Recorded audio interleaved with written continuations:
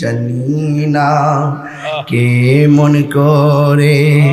ছিলেন নবী সোনার মদিনা জানি না কেমন করে ছিলেন নবী সোনার মদিনায় যে সময় এজিদের দল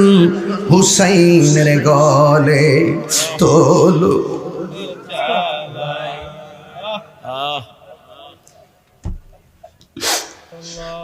ইমাম হুসাইন কয় রে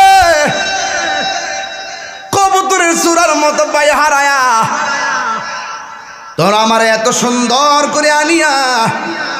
গলায় যখন ছুরিটা চালাইয়াই দিবি আমার 2 রাকাত নামাজ পড়ার সময় দে সুবহানাল্লাহ জোরে কন্যা কি লেগা ভৈরব শম্ভুপুরের বাবা এই নামাজ আমরা চাই কি চাই না এজিদের নামাজ না হুসাইনের নামাজ কি দিয়ে আওয়াজ বুঝাইতাম গো